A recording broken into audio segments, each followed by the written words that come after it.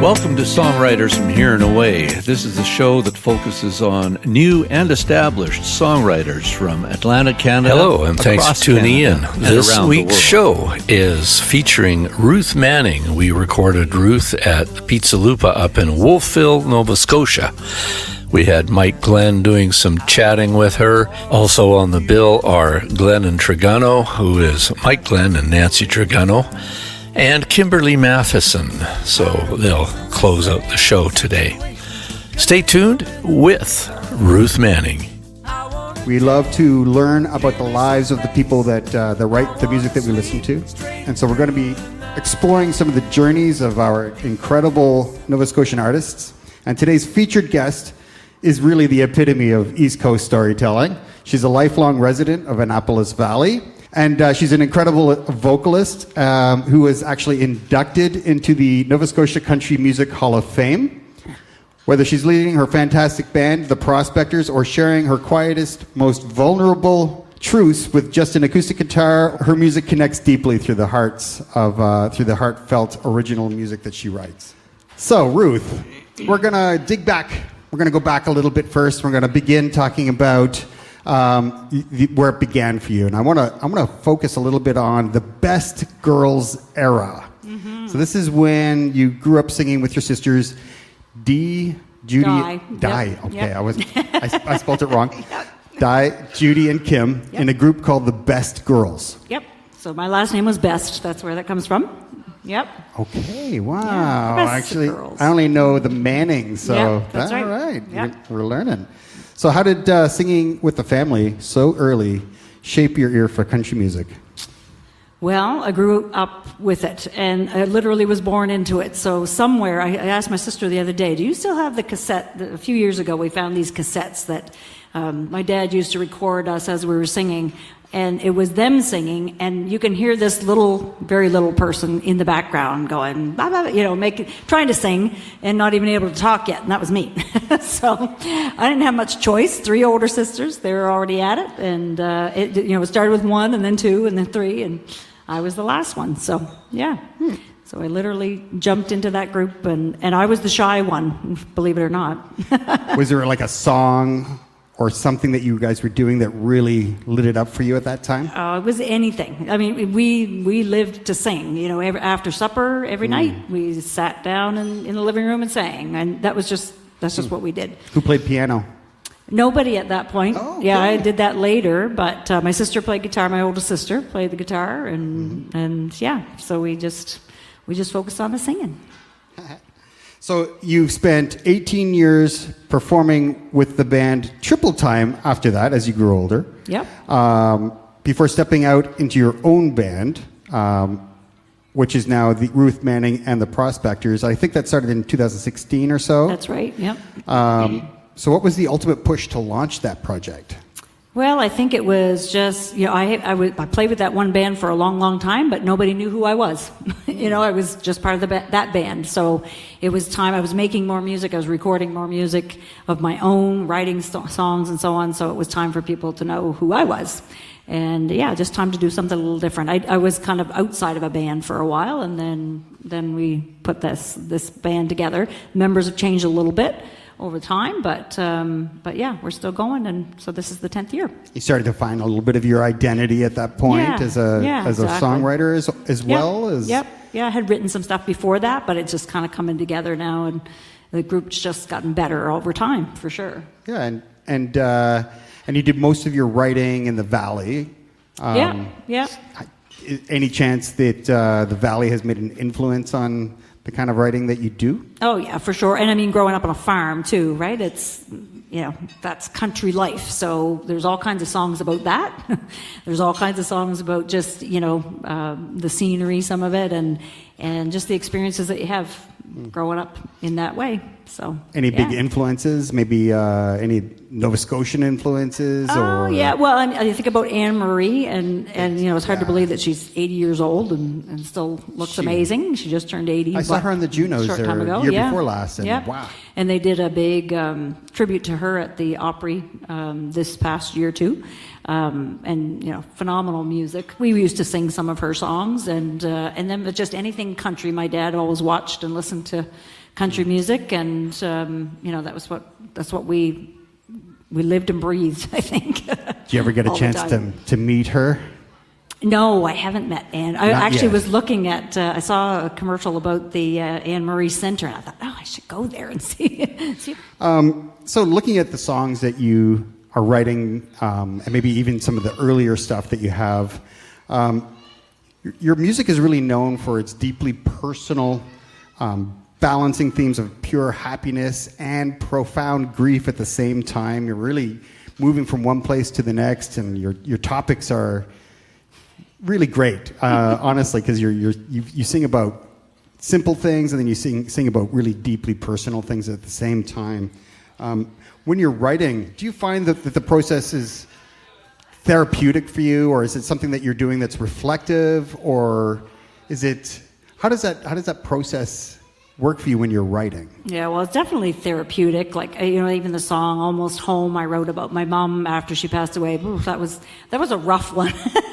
I always would introduce it by saying I used a box of Kleenex to write the song, I used a box of Kleenex to record the song, and I used a box of Kleenex to start singing it for people. It was hard to sing for people, live. I can do it now, but the first few times it was like, whoa, I don't know about this. So yeah, and I remember I was recording with Ryan, and it was like we had to stop. Ryan Roberts. Can't do this.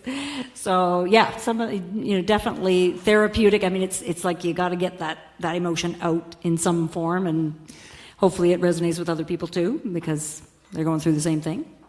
Absolutely right. And sometimes when we let ourselves be vulnerable as a songwriter, I try to do that too, where I really give a lot of truth without giving it completely away, so I don't sound like I'm like whining or whatever when I'm writing. But you do a really great job with that balance and keeping it so that it's open for people. They listen to the song, and then I think it can be somebody can connect to your music exactly the way you intended, and others can connect to it in a different way. But either way, you've got lots of that connection, and those connections is very likely what led you to the induction to the Hall of Fame. Yeah, for sure. Here in Nova Scotia, which is a really phenomenal accomplishment for any songwriter. Pretty exciting.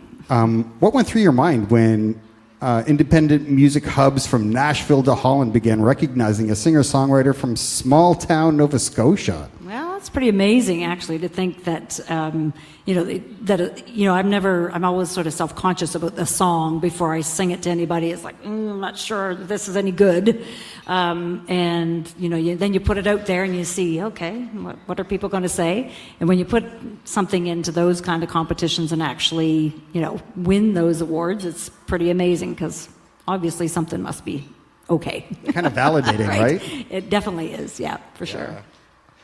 I want to look at one of your songs, Hot Mess. Yep. You sent that one out, a year and a half, 2 years ago? I think it might have been maybe more. Yeah, no, it was about a year ago. Yeah, a year and a half maybe. And, that song really captures that frazzled feeling of losing keys or forgetting to have a cup of coffee when you really truly need one, or a Diet Pepsi. Right, exactly. In your case, can you tell us about writing that track in your music shed with a longtime friend?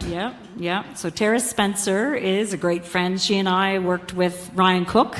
It'd be like 11 years ago now, I think. He did a Ryan Cook and the Valley Singers tour, and Tara and I were the Valley Singers. So we went all over the place, all over Nova Scotia. We went to PEI, we went to Cavendish, we went to New Brunswick. We did several dates in Nova Scotia, and so we became good friends. And that's when Tara was just starting to sing. She hadn't sang for anybody hardly before that at all. No kidding. Until Ryan, got her to come out and sing harmony with. And with this her, year so. she just got a Juno.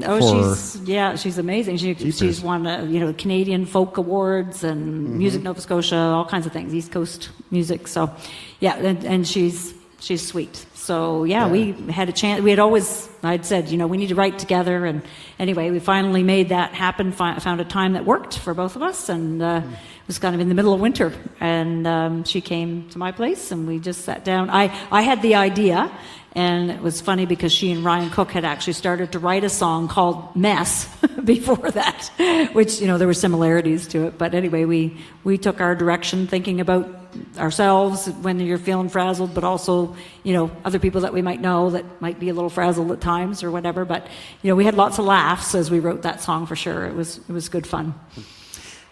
Ruth Manning, would you play that song for us right now? I sure would. Fantastic. All right, so a little thing called Hot Mess.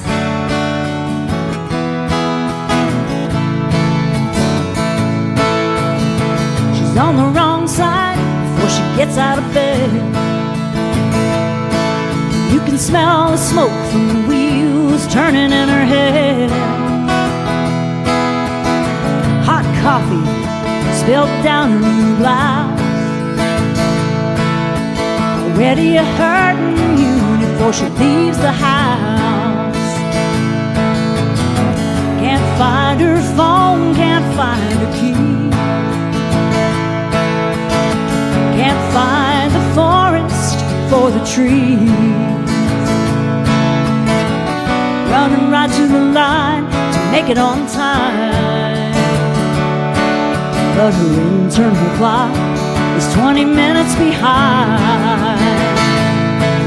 She's a hot mess and a pending disaster. A tornado touching down and she keeps spinning faster.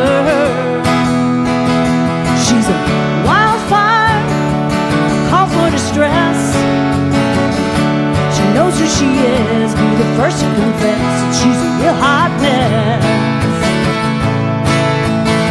All the commitments, all the times and days, all the good intentions filling up her plate. She's got a stampede running through her mind. If she had it all together, she'd leave it behind. Another fender bender, another close call.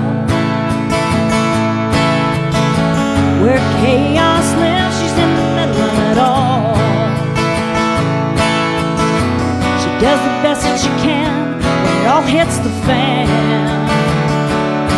There's no need to hide, she knows right where she stands.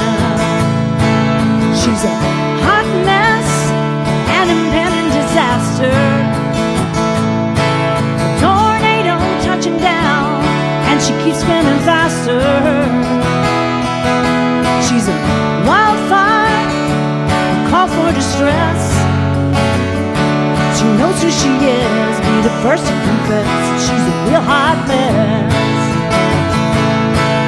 She's a hot mess, an impending disaster. A tornado touching down and she keeps spinning faster. She's a wildfire, a call for distress. She knows who she is, be the first to confess she's a real hot mess. She knows who she is, be the first to confess she's a real hot mess.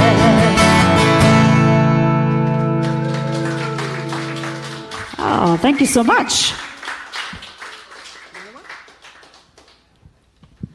And the album that I just released in the spring is called This Old House. 4 years ago, that's good, when my mom passed away, we actually moved from the house we were living in that we had built into the house where my mom was living, which is where I grew up.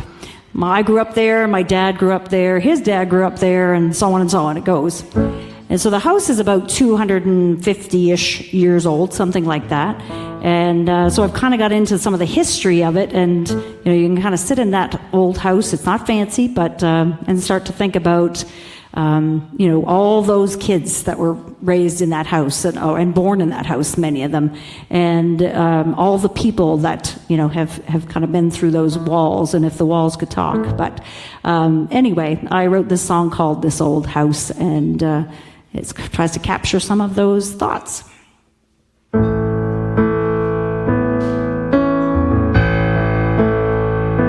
Stones and clay aren't the only foundation. It's been a home to a multitude of generations, molded by hard work inside and out. It was a family's love that built this old house.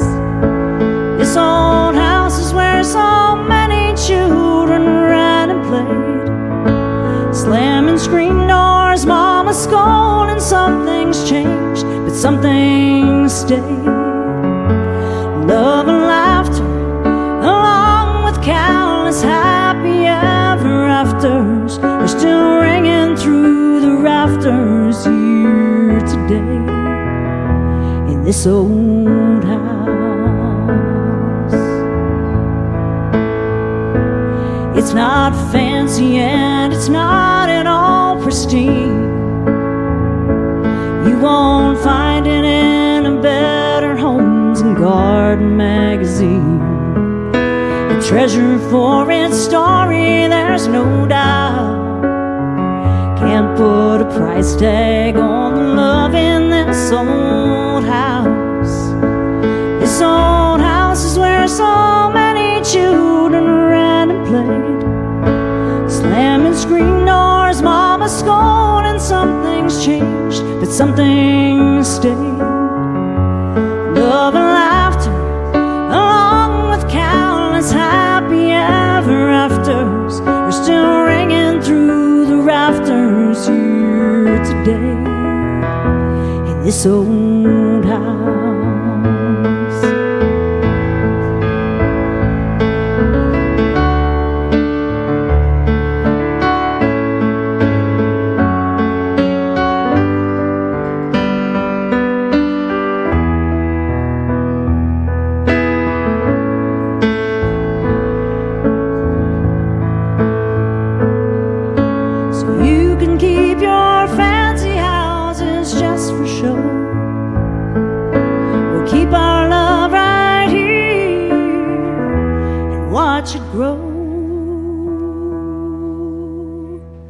This old house. This old house is where so many children ran and played, slamming screen doors, mama scolding. Some things changed, but some things stayed. Love and laughter, along with countless happy ever afters, are still ringing through the rafters here today in this old house. In this old house. In this old house.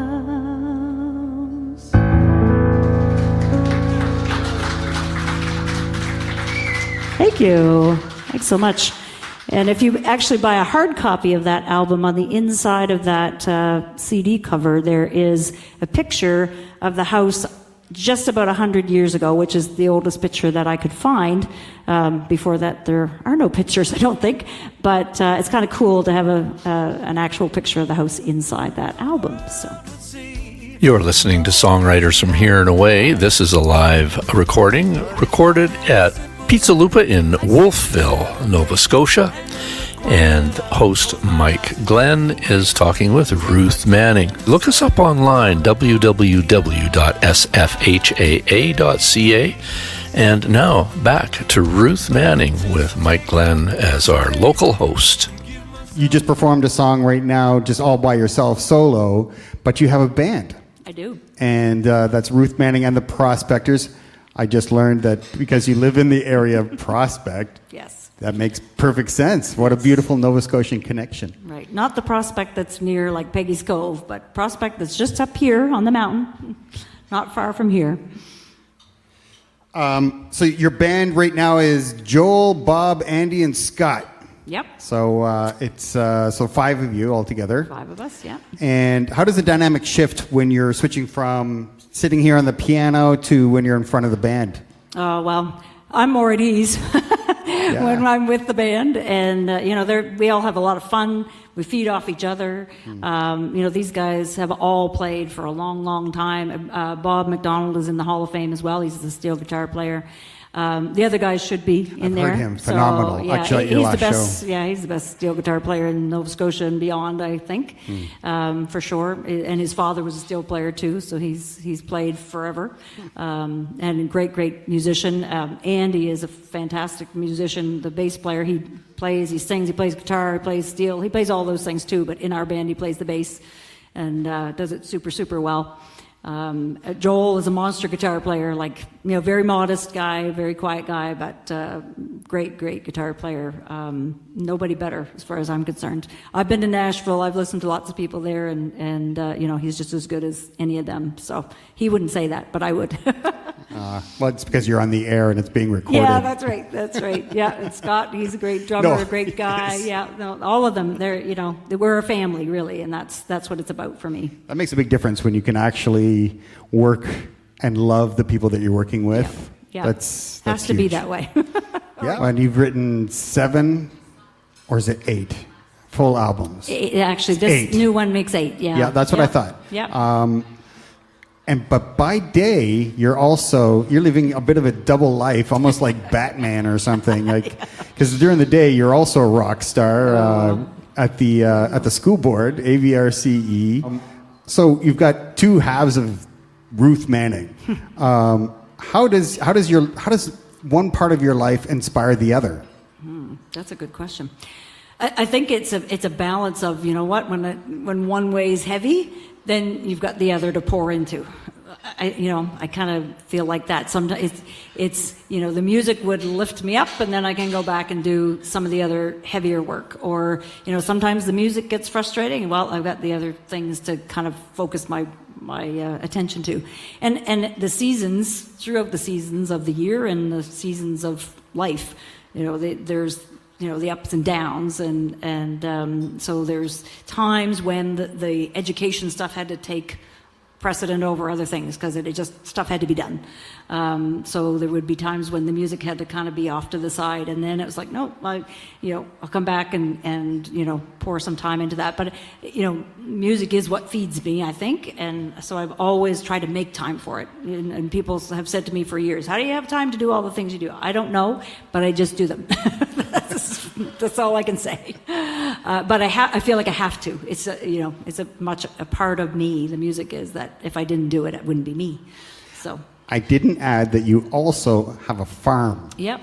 Yeah, and I've So had it's a not few just a other double. jobs along the way too, but we won't even talk about that. And kids and everything yeah, else. Yeah, Jeepers, no, Ruth, we farm on a regular basis. Our son is doing a lot of that now, so that helps a bit. My husband is a sound man when we do the band thing. For the most part, so we are able to go together. When the kids were little, he was home, I was out playing music somewhere. So that's a great way to. Well, then I think I want to talk about Nashville a little bit. My favorite place.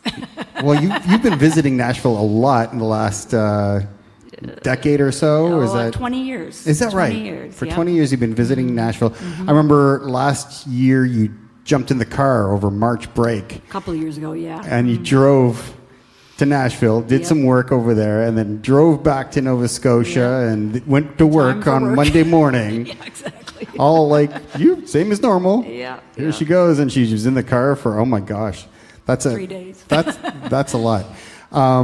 What brought you? Tell me about the Nashville connection for you. What is it about Nashville that has become like a really quintessential part of Ruth Manning? Well, back in 2005, I think it was the fall of 2005, I won a contest, and the prize was a trip to Nashville. So the people that were in the band Triple Time with me, Frank was a DJ on the radio, so he had, they ran different contests, so they would have people going that, just drew a name out of a hat for, on the radio for someone to win. And so they were involved in that. They had been going down for these conferences. There's something called Country Radio Seminar that's been running for, I think when I went in 1994, it had been running for 25 years. So it's, 50 years now, I guess, or close to it. So they would go for that. And I ended up winning this prize on this contest. And so we went and got the opportunity to sing at a couple of places. That was part of the whole thing. And, then it was like a bug that bit me, I think. Yeah, there you go. All right, so taking things back from the bright lights of Nashville, back home here in your music shed in Annapolis Valley. Why don't you tell us a little bit about that shed? I don't know anything about it, but I saw when I was looking at questions and finding things to ask about, the shed came up 3 times in some of the other interviews you've done, but I didn't really get any detail. Tell us a little bit about this great sanctuary, the shed. Okay, well, there's got to be a song or something called maybe, The Shed. Yeah, maybe. So when we moved from I still call it our house and Mom's house. I'm having a hard time switching gears on that. But when we moved from the house that we built, so we'd lived in for 27 years, just down the road, back to what I still call Mom's house, it's a smaller house. We had a great big space in our basement for band practice. It was beautiful. We had the drum set there all the time. Al had left his drums there. We had a big open space, furniture. It was perfect. We didn't have that at the new old place, and there wasn't room to even create that inside. It just wasn't big enough. So, I said we've got to have a place to practice. We needed to be able to gather and bring the guys in. So we bought this pre-made shed, and then Mike insulated it and put wood on the walls and everything. Shed. So it is an actual shed, yeah. But it's great. Like when we first, it's not that big. It's 12 by 24, I think, is the biggest that we could get. And we, finished it with the wood and so on. And we got in there and started to practice and thought, oh boy, this is going to be loud, or it's going to be, what's it going to sound like? But it actually sounds really good because of all the wood on the walls and everything. Yeah, it absorbs the sound, and it's a great little spot. Do you find you do most of your writing in that space, or do you write in a different area? Is there, do you have a routine? Yeah, well, I've written some, when I'm writing with someone else, so Tara, she came and we wrote in the shed, and I've been doing a little bit of writing with others and it's been in that space. And sometimes it's just a nice quiet place to go, because then there's nobody else in there, the dog's not in there, all that sort of stuff is just separate. So that's nice. But I do have a little spot. When I was a little kid, there was a little spot upstairs in the house that, just a little corner, really at the top of the steps kind of thing, that I used to like to sit and read or, play with stuff or whatever in this little tiny corner. And I got looking when we moved there, I'm thinking, okay, this would be just big enough to fit one of these pianos up there. And so, yep, sure enough, moved things around, and I have a little bit smaller one of these that's my practice piano, and it's permanently in that spot. And that's a place where I write quite often, but I don't like people to hear me when I'm writing, so it's when everybody's out of the house, or, and that's why I like the shed, because I can go out there and nobody's listening, and, it's a good, quiet, private spot. I don't like anybody to hear things until, even when it's done, I'm always nervous about somebody hearing something, but that's the way it goes. Totally empathize. Completely. I think, Ruth, we would like to listen to some more of your incredible music. Okay. If you've got a couple more songs for us. I do. All right. Well, my family members keep popping up in these songs for lots of reasons that you can imagine. There we go. And I just put a video out, I think June-ish, for this song. And my son is a mechanic, so ever since he was little, he was tearing things apart, putting things together, building things, all that kind of stuff. Now he actually is a Red Seal mechanic, and he loves to tinker with old trucks and drag things home that you think, okay, what are you going to do with that? But anyway, I wrote this song called A Boy and His Trucks, so I'll give that one a try for you. And he got to be in the video, you know, spinning his wheels and doing all kinds of fun stuff, so you can check that out on YouTube as well.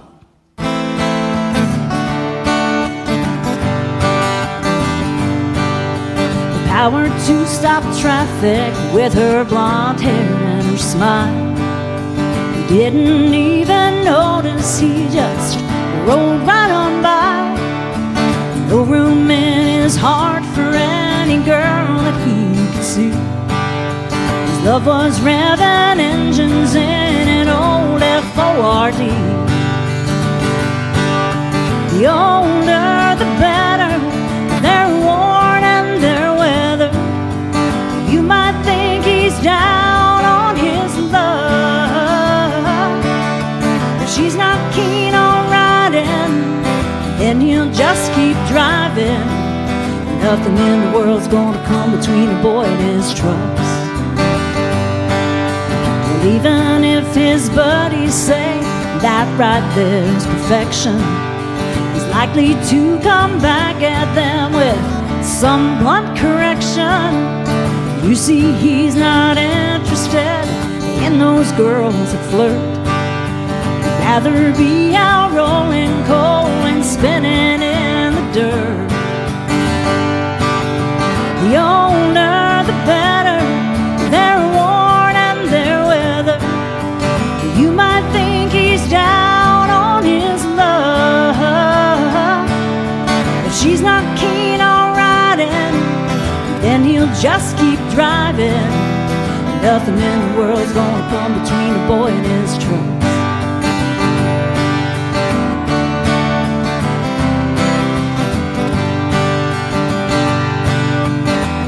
One day he stopped dead in his tracks. She stole his heart with one look. There's no turning back. The prettiest of girls he'd ever had a chance to meet. And now she's riding shotgun with him in his old truck seat. The older the better, they're worn and they're weathered. You might think he's down on his love. Now she's keen on riding, so he'll just keep driving. 'Cause a little girl rocked his world and jumped into the seat of his truck. Yeah, the little girl rocked his world and jumped into the seat of his truck.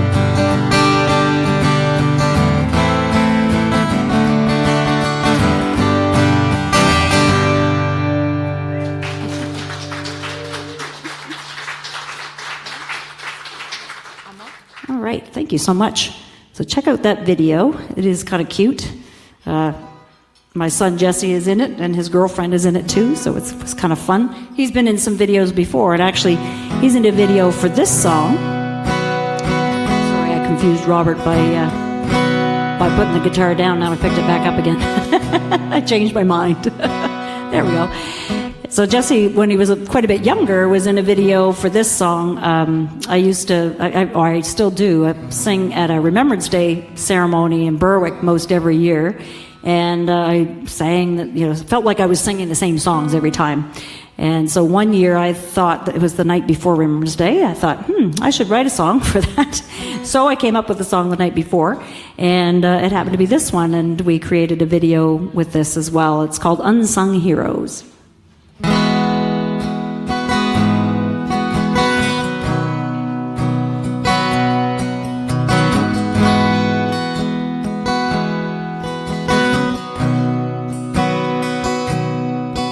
When your country called, you didn't shy away. Packed a few things and went proudly on that day. Left your loved ones at home to worry.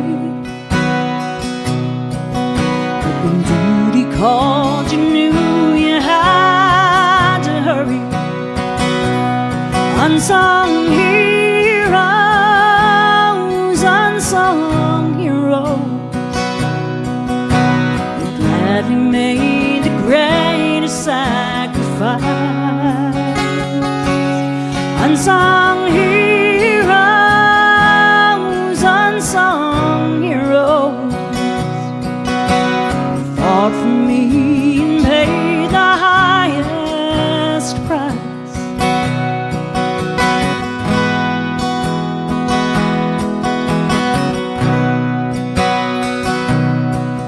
Through the dirt, the pain and suffering, you marched on, never faltering or hesitating once. The courage, the strength, and the bravery, you really had to stand on guard for thee.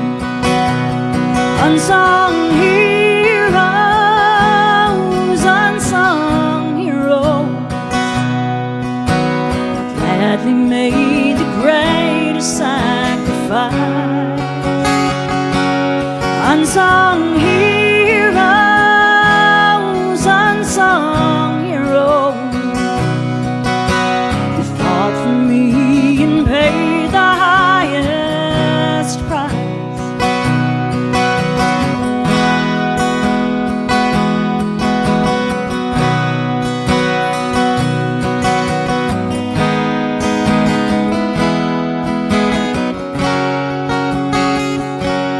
Came home wrapped in a flag so we could all be free. I'm so grateful that you did it all for me. Unsung heroes, unsung heroes, who gladly made the greatest sacrifice. Unsung heroes, unsung heroes, who fought for me and paid the highest price. Unsung heroes,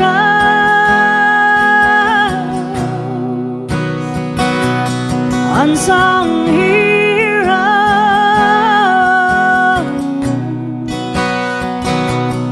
unsung heroes.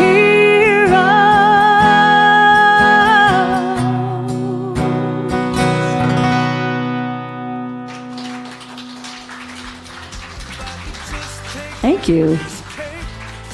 You're listening to Ruth Manning on Songwriters from Here and Away, a live concert recorded in Wolfville, Nova Scotia. Thanks for sticking around. Thanks for listening to our show. We have Ruth Manning in the room with local host Mike Glenn. Don't forget that this radio show is also out as a podcast. Often the shows are longer as a podcast, and we have added songs and features and interview pieces. Please look us up, share us, and tell your friends. We would love to have them on board. sfhaa.ca.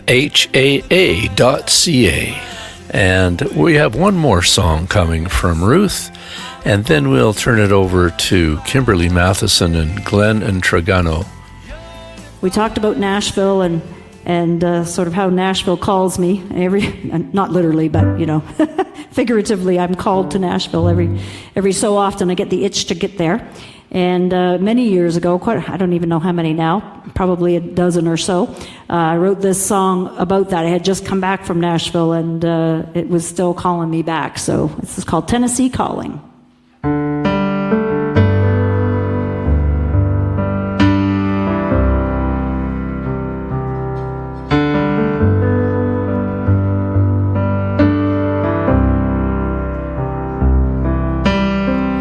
Longed for the day her name would be up in lights, making music and money and selling out every night.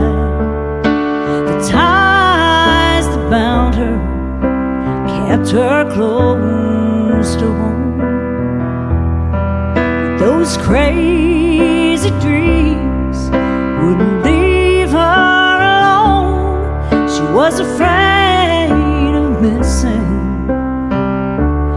Tennessee calling, following dreams down a long tired highway. She picked up her life, said I'm leaving here on Friday.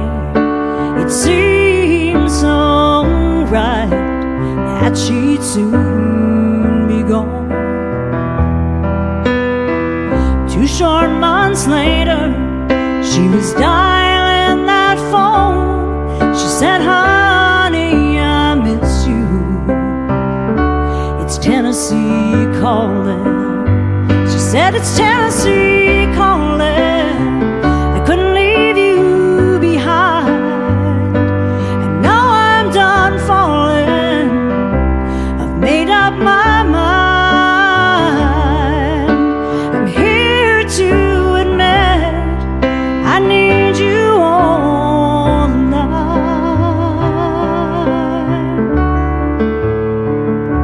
It's Tennessee calling.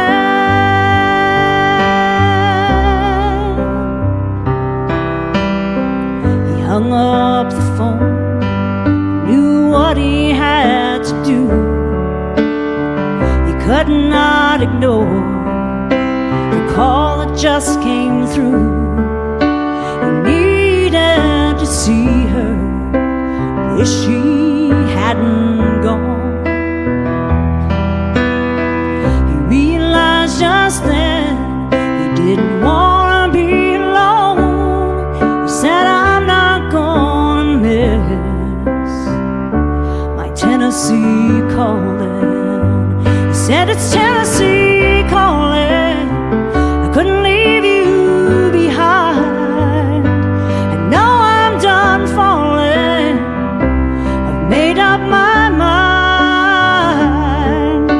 I'm here to admit I need you all night.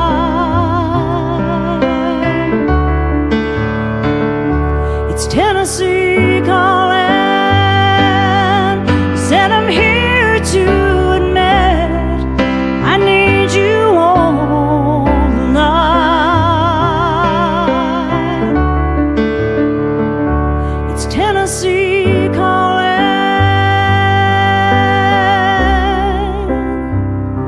It's Tennessee calling.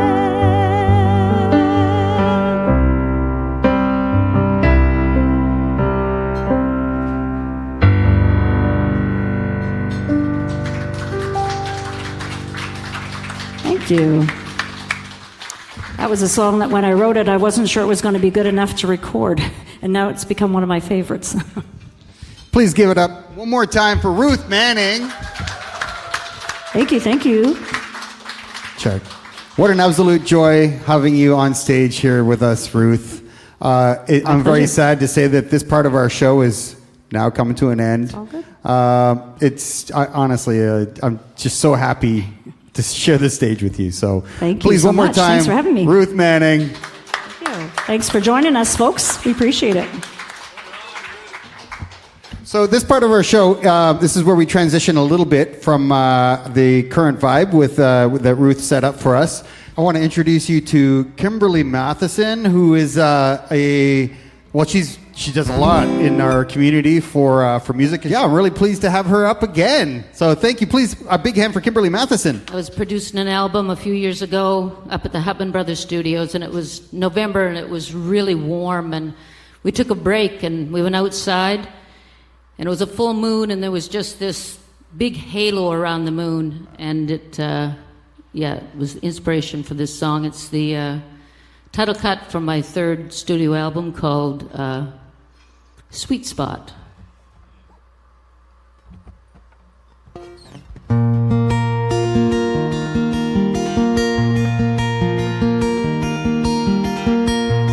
Angels keep their watch, there's a halo around the moon. Warm winds brush my cheek, love dances through the room. It all feels so easy though, just where I want to be.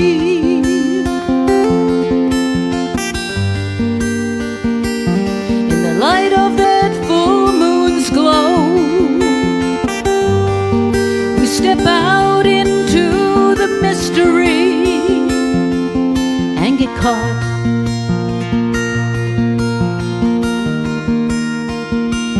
Caught in that sweet spot.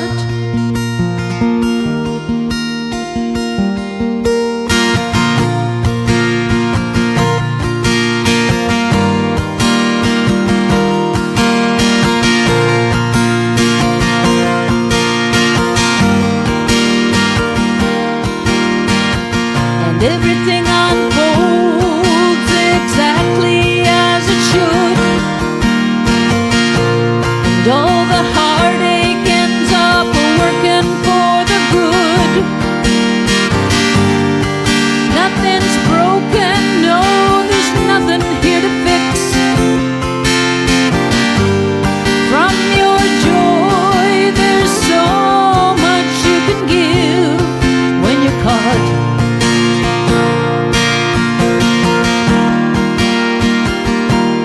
Caught in that sweet spot.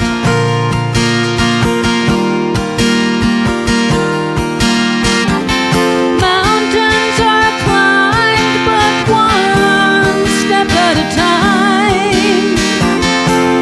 Oh, but the view is so sublime when you're caught. When you're caught in that sweet spot.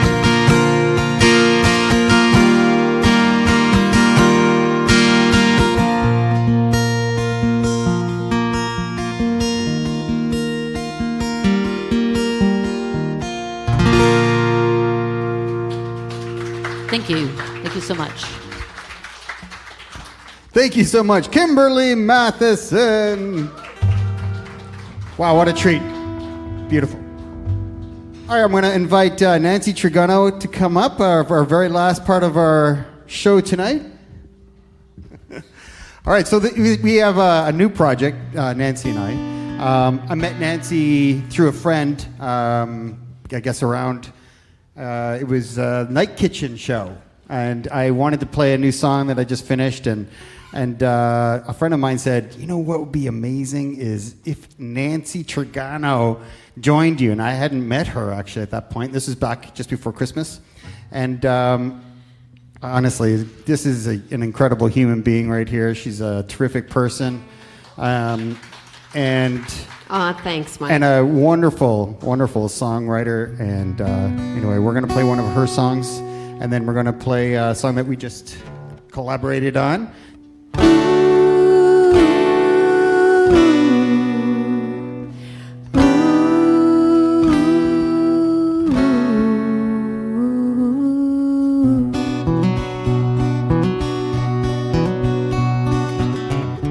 Hello, my old friend, I thought of you today.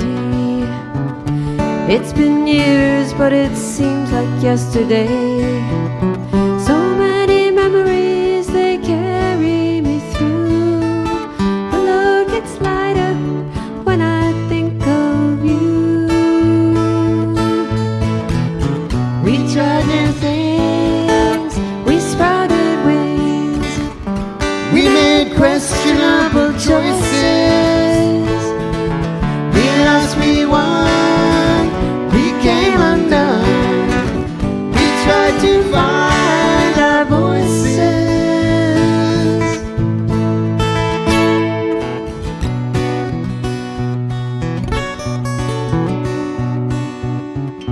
Bosses calling, kids are crawling, bills are due. Each day the sun is setting, but we miss the view. Let's take some time, let's talk a while. You lift me up with the corners of your smile. We tried new things, we sprouted wings, we made questionable choices. We lost, we won, we came undone. We tried to find our voices.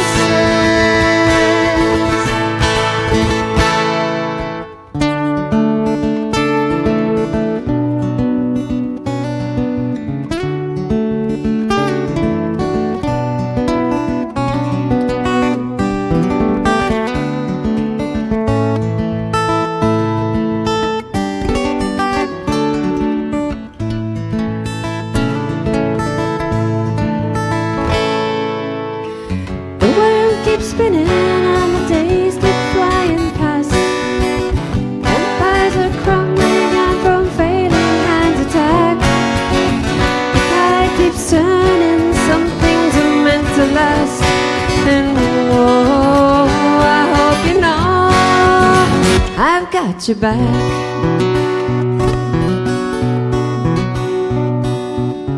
We tried new things, we sprouted wings, we made questionable choices. We lost, we won, we came undone. We tried to find our voices.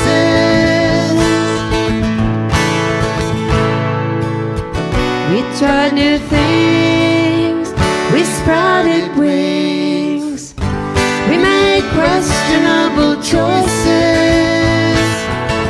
We lost, we won, we came undone. We tried to find our voices, and now we found our voices. Thank you, Nancy. Thank you. All right, so this next song is something that we just finished, and we've actually played for the first time at the with Kimberly at the Tan coffee shop there, which was kind of fun. This is a song called "Silly Little Boy," and it's really about reflecting on ourselves as an adult, looking back in the past, and kind of thinking about some of those some of our learnings and the things that we did, and coming to terms with some of the challenges that we faced back then, and finding a piece of freedom, I think, when we get a bit older and we kind of depart from that part of our lives and enter into a brand new journey. And this one is really about that trip.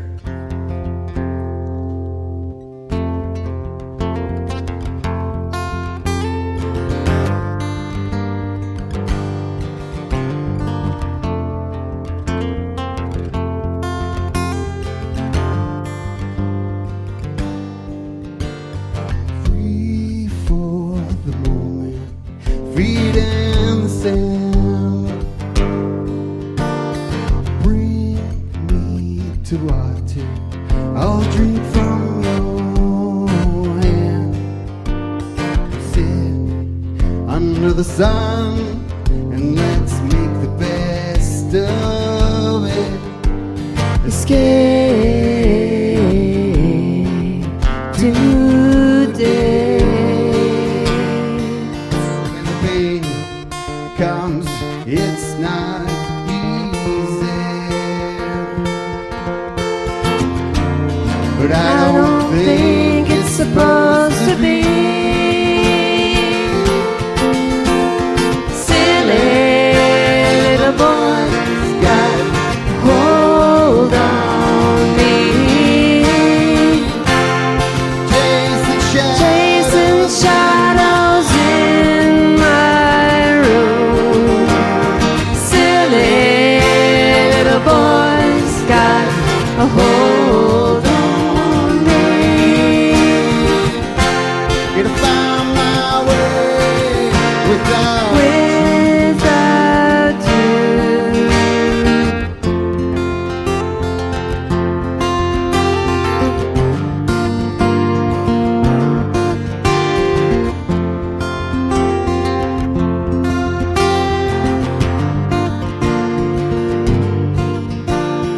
Rain falls down, but keep my heart dry.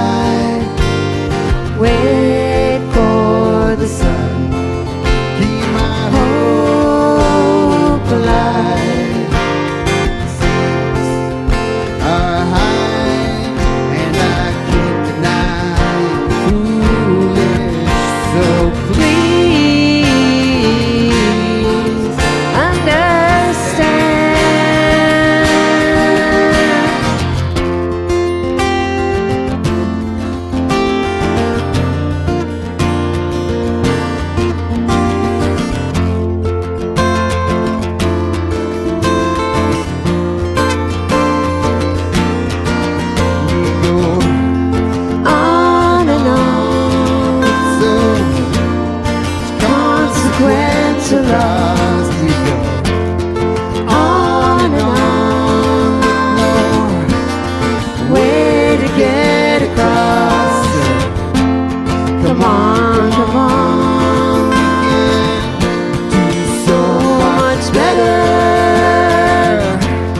Come on, come on. The time is now or never. Silly little boys got a hold on me. Chasing shadows in my room. Silly little boys got a hold on me. Find my way without you.